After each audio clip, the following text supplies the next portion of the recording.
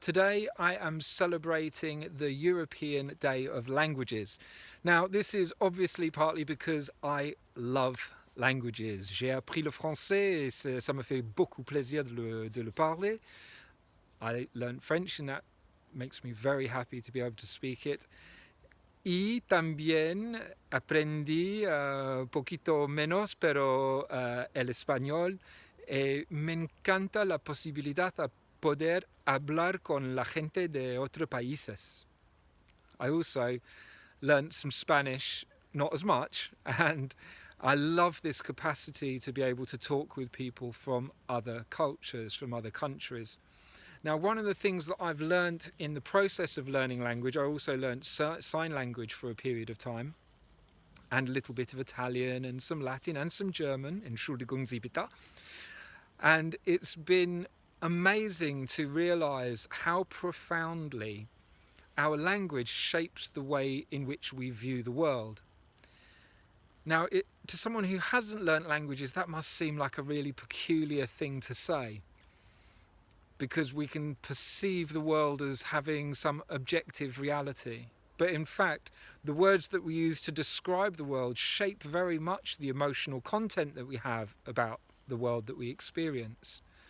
And as such, it's quite incredible to learn another language and realize that one begins to think differently. One can begin to dream differently.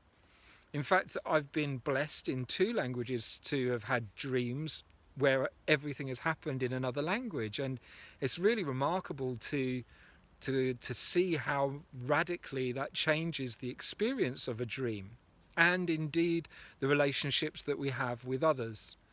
There are, if you don't speak languages and you hear someone talking about the fact that there are words that are just untranslatable, we might think that it's just a thing that has a different name.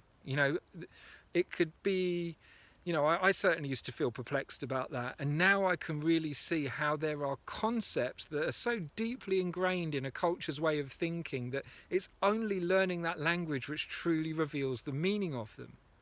It was fascinating when I began to live in France, having learnt the language for some years, thinking that I understood, and suddenly having a cold slap in the face when I arrived in France and wasn't able to understand a joke for at least 6 months. But finally, eventually, I began to really assimilate with the culture, and by the time of leaving a year and a half later, I was completely fluent and understood what was going on around me.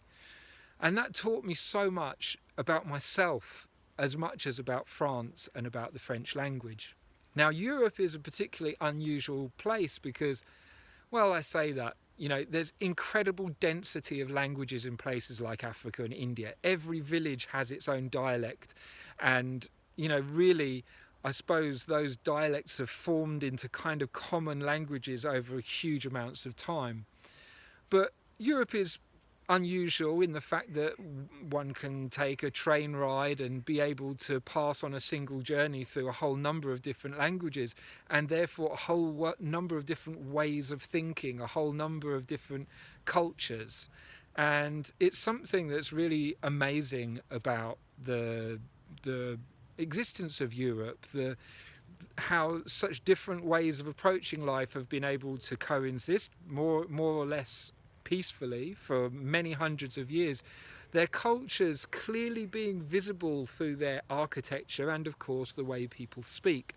Now, the subject of language is a deep and profound one, and in other 365 festival videos, I have already talked about the complex nature of literacy and whether or not reading and writing has really been such a gift from humanity in the way that it's distanced ourselves from the real natural world. We've entered a world of symbols.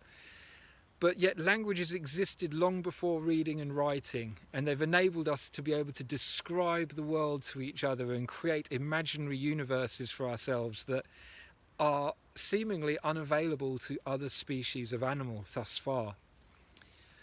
So today is for celebrating the European Day of Languages. Now, I'm not completely Eurocentric. I've travelled the world, and I see this as a celebration that is applicable all over the world. It's probably funded by the European Union, not one of my favourite institutions, and so therefore I'm just like riding on the coattails of something, feeling that today is a day for celebrating language, for what it's enabled human beings to do. And the European aspect of it, the culture that in which I've grown up, to appreciate the fact that there are so many different worldviews sitting right on my doorstep, just the other side of the English Channel. So today, please join me in celebrating the European Day of Languages.